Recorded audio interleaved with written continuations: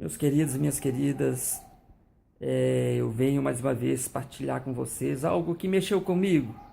E eu acredito que mexeu com algumas pessoas que realmente amam o reino de Deus no sentido de prática, porque de teoria o mundo está cheio. Então eu tenho um momento aqui para compartilhar com vocês. Curtam, compartilhem, comentem, deixe escrito aqui embaixo a sua opinião. E se você for a favor do que eu estou colocando, passe para frente. Vamos ver aonde isso vai chegar. Eu espero que chegue no bom propósito e que realmente você entenda o que eu estou fazendo. Você está no Sala do Trono. Muito obrigado pela sua presença. Glória a Deus. Que Deus te abençoe e te guarde. Que Deus faça resplandecer o teu rosto sobre ti e sempre te dê a paz. Obrigado. Shalom.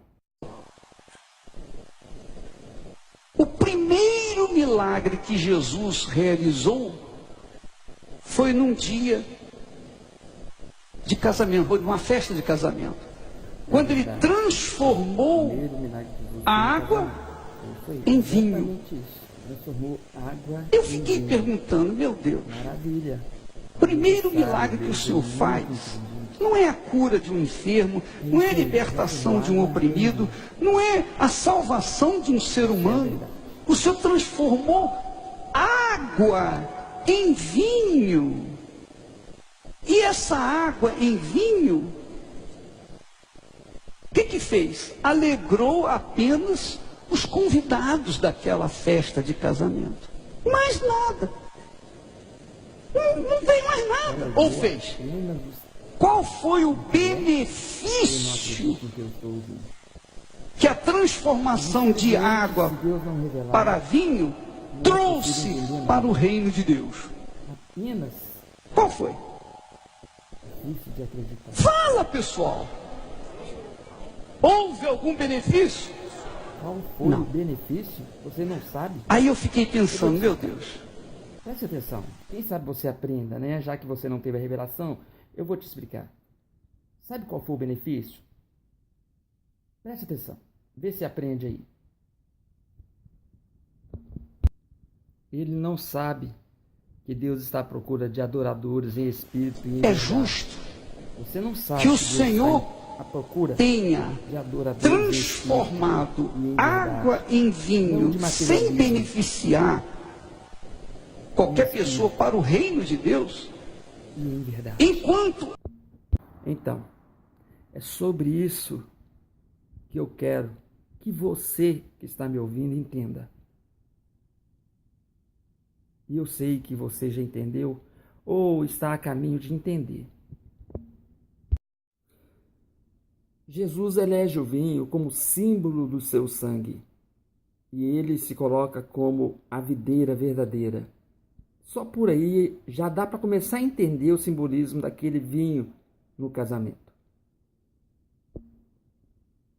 Por várias vezes na Bíblia ele fala: "Este é o meu sangue, o sangue da nova aliança, que será derramado por muitos." E aí ele fala na bebida, que seria o tomar esse sangue para si, o beber há o vinho. pessoas cujas vidas se mantêm como águas poluídas, podres, na realidade, e que, apesar de crerem em ti, ainda continuam com a mesma qualidade de vida, a mesma vidinha miserável, mesquinha, infeliz, triste, mal-humorada. É justo isso? Não entendeu? Você não entendeu qual foi? Qual foi? Você não entendeu qual foi? Vou te explicar de uma outra maneira para ver se você entende. Segura aí.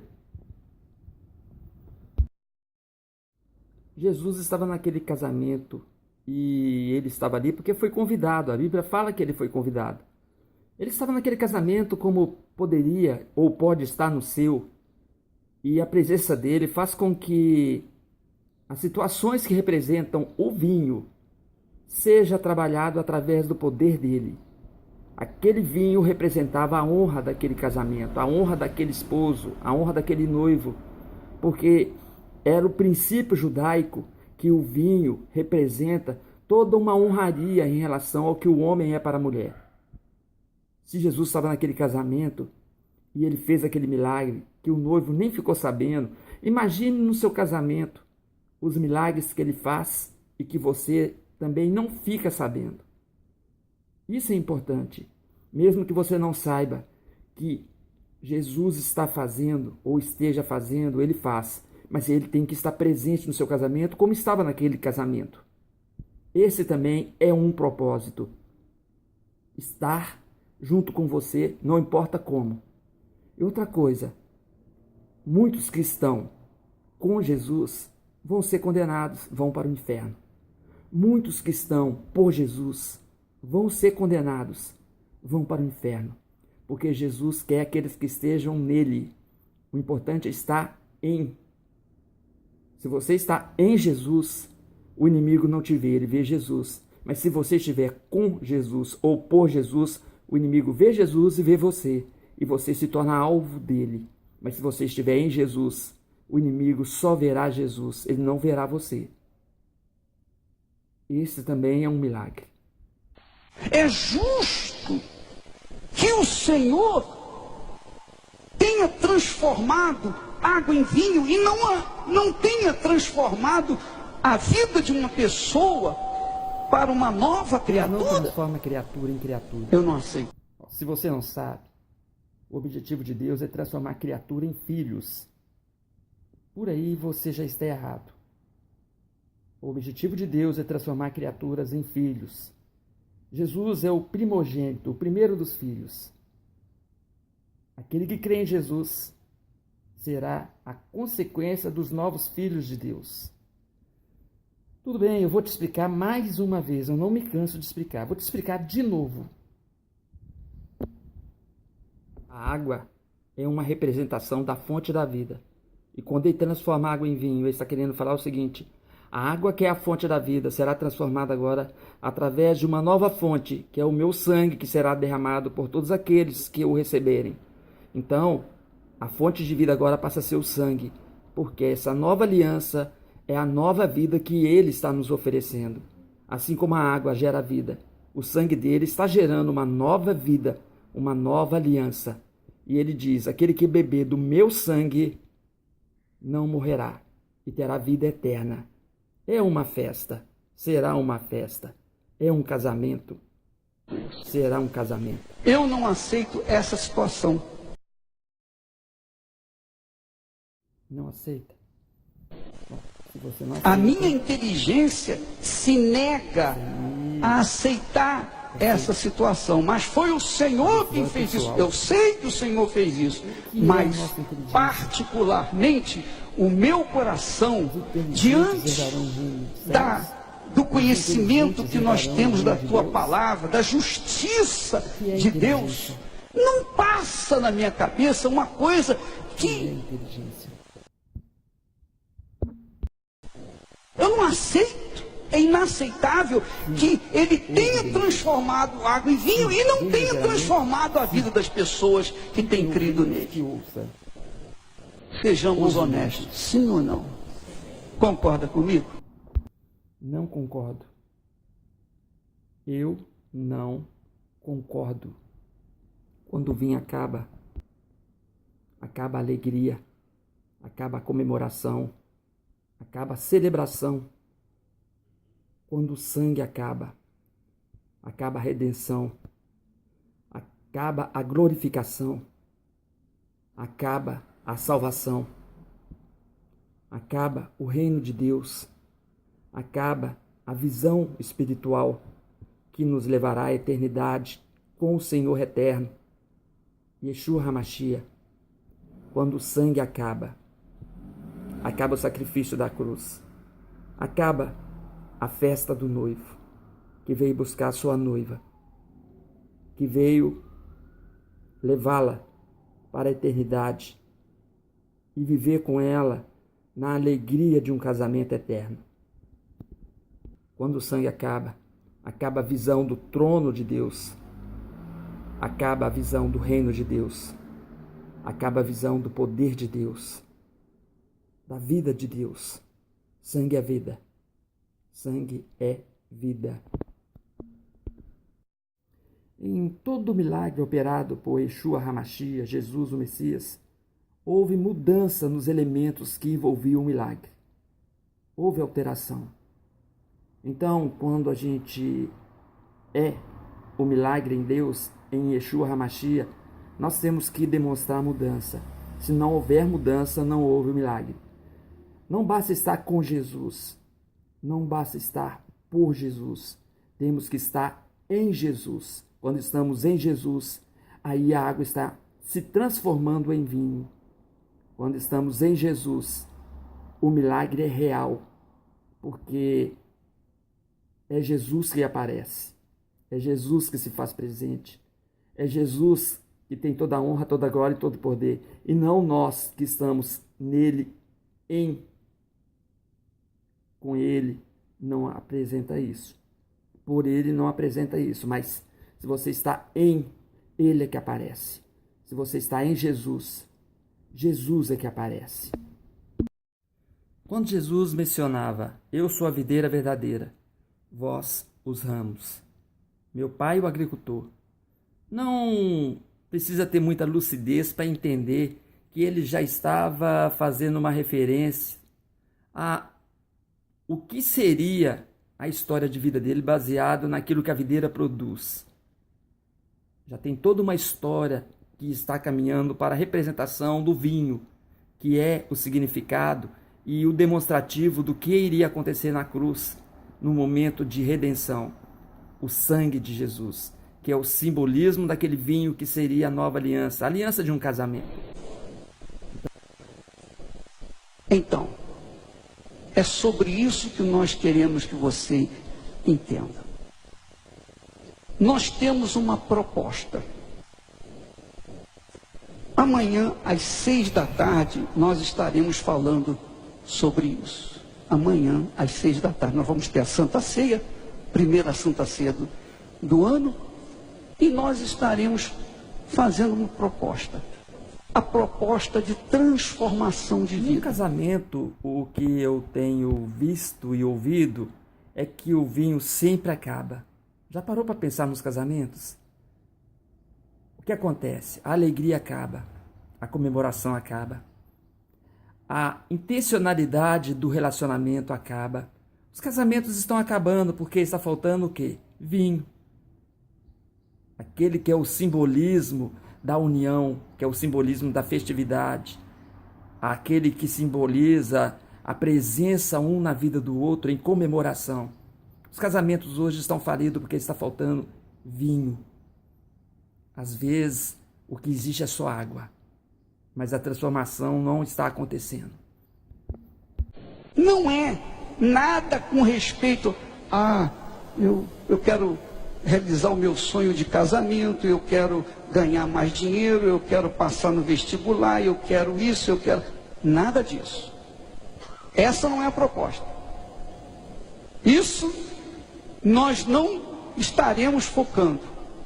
Nós vamos focar a transformação total da vida das pessoas que continuam, mesmo crendo em Deus, vivendo uma vida desgraçada. Essa é a minha proposta. Então, eu estou convocando todas as pessoas que me ouvem, eu estou convocando para que juntos nós venhamos fazer um desafio com Deus. Porque não é justo, não é aceitável que nós aceitemos Jesus transformando água em vinho e não transforme a vida das pessoas que estão vivendo a vida desgraçada. Já falei, você não entendeu ainda? Vou te explicar de uma outra maneira. Vou te explicar, eu tenho paciência, eu explico.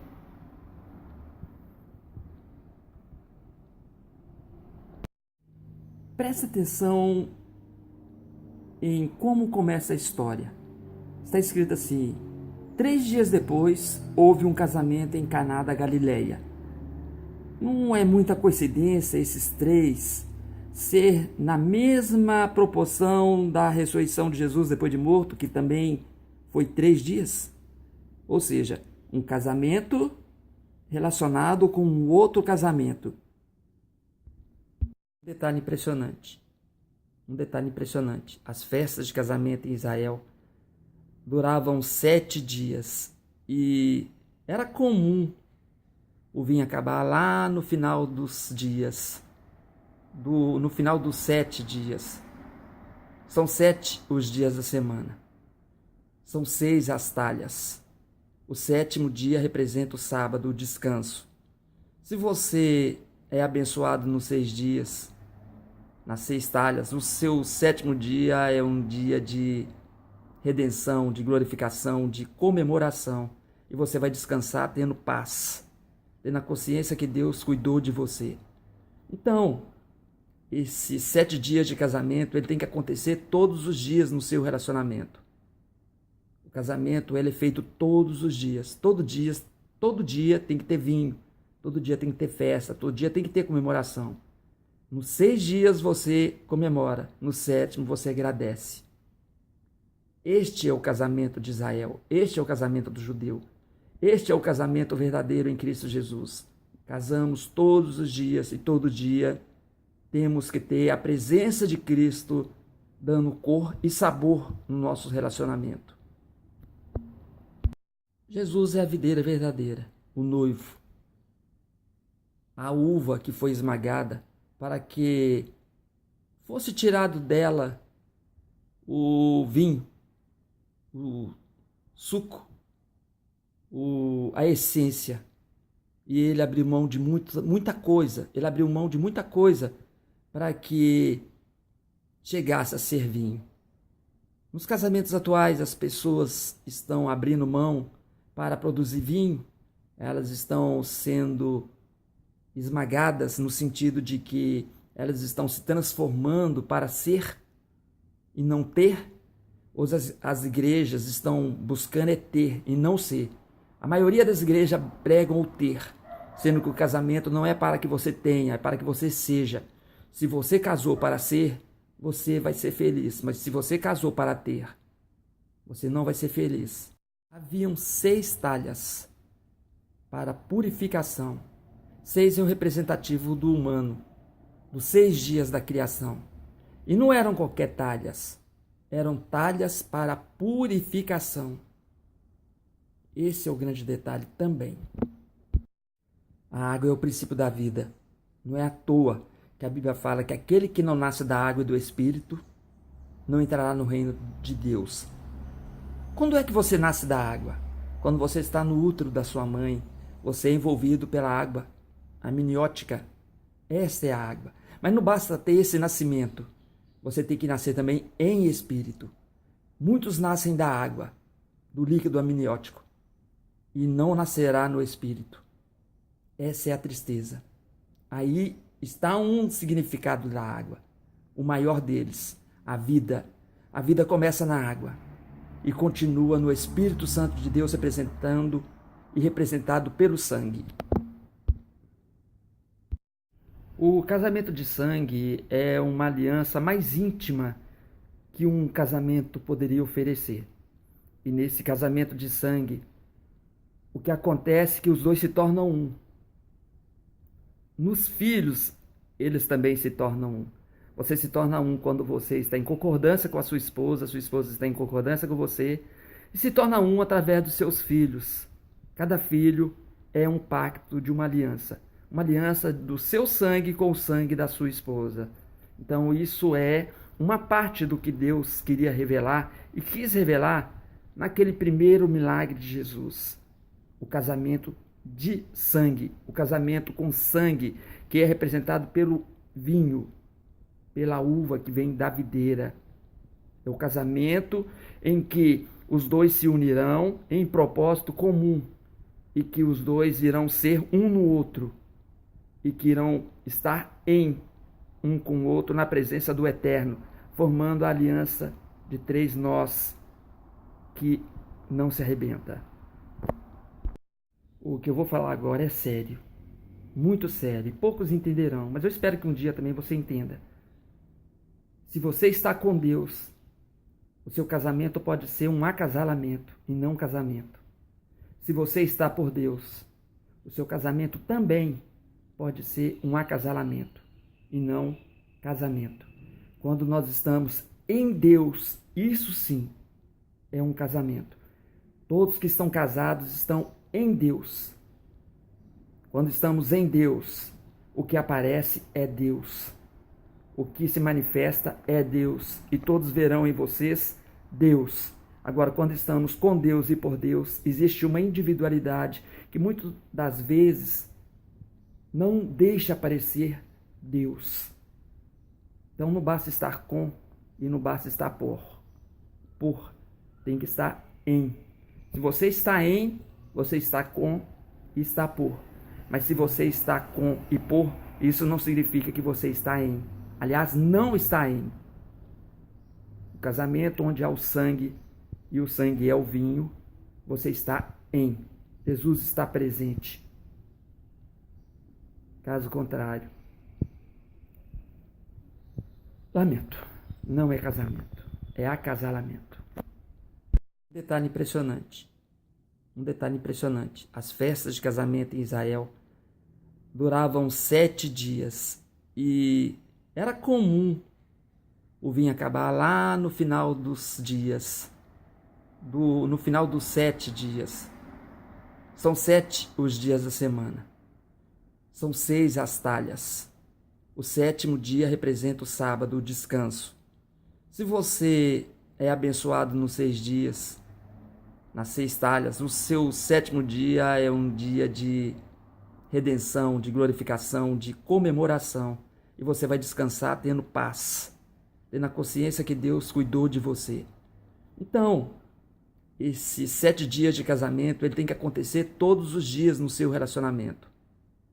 O casamento, ele é feito todos os dias. Todo dia tem que ter vinho. Todo dia tem que ter festa. Todo dia tem que ter comemoração. Nos 6 dias você comemora. No 7º você agradece. Este é o casamento de Israel. Este é o casamento do judeu. Este é o casamento verdadeiro em Cristo Jesus.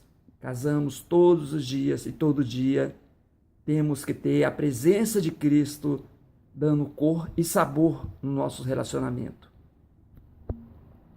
O casamento cristão é um casamento em que o objetivo é gerar filhos para Deus. Não é à toa que o judeu ele faz aquela circuncisão no seu órgão genital, que é um tipo de aliança no sentido de que através dessa situação eu estou tendo a consciência que minha obrigação é gerar filhos para Deus. E gerar filhos para Deus é você estar disposto a ser sacrificado, no sentido de ser um, em que o interesse principal é a unidade com o objetivo espiritual, com o objetivo divinal, com o objetivo da eternidade e não da materialidade. Porque nós somos espírito. Um dia a matéria acaba. O que tem que prevalecer é o espiritual. Se você reconhece que o vinho acabou em seu casamento, pare para pensar se Jesus está presente. Pode ser a dica de que está faltando um alguém nesse relacionamento. Porque quando você se casa em Deus. E casando em Deus, Jesus é a sua testemunha principal. É o seu advogado, é o seu médico, é o seu juiz, é o seu consolador. É tudo que você precisa para ter qualidade, para ter eternidade e para ter santidade. Se essas talhas, que são 6, que representam o ser humano, não forem cheias de água, ou seja, do Espírito Santo, não poderá haver milagre. A água representa a palavra de Deus e também o Espírito Santo. A Bíblia fala que nós temos que ser lavados pela água, ou seja, pela palavra de Deus. Essa palavra de Deus é que nos transforma em vinho, nos transforma em milagre, que nos dá sabor, que acrescenta cor ao nosso estilo de vida, a cor do amor. Muitos dirão a mim naquele dia: mas não expulsamos demônios em teu nome, não profetizamos em teu nome, não fizemos prodígio e maravilha em seu nome, não pregamos a palavra sempre no teu nome. E então eu lhes direi: afaste de mim, vós que praticais a iniquidade. Essa é a palavra que muitos pastores irão ouvir. Essa é a palavra que muitos pastores pensam que não ouvirão e irão ouvir. Eu digo que essa é a passagem dita especialmente para os pastores. E o que mais temos hoje são pastores que irão um dia ouvir essas palavras, porque o evangelho de Deus está deturpado. O evangelho de Jesus Cristo não é esse que está sendo pregado. Escrito assim: nem todos que dizem Senhor, Senhor entrará no reino de Deus. Nem todos que dizem Senhor, Senhor.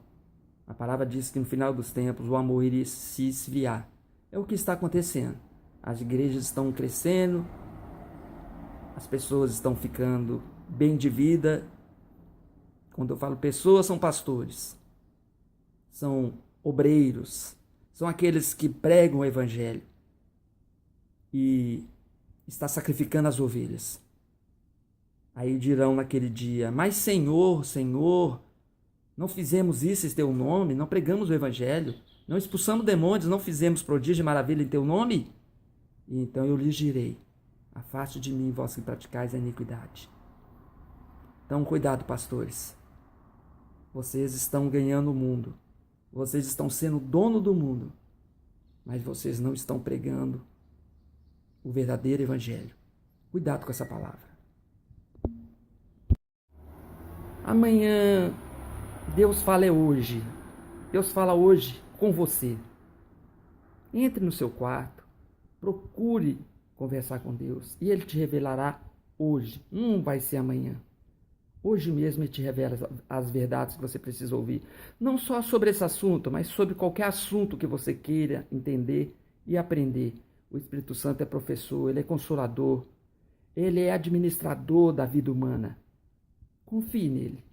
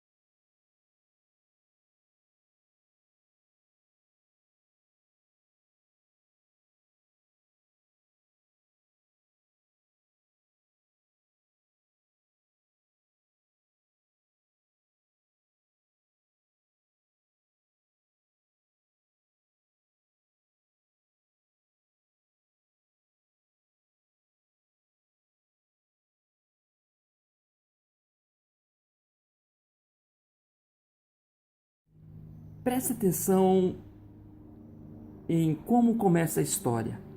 Está escrito assim: 3 dias depois, houve um casamento em Caná da Galileia. Não é muita coincidência esses 3 ser na mesma proporção da ressurreição de Jesus depois de morto, que também foi 3 dias? Ou seja, um casamento relacionado com um outro casamento.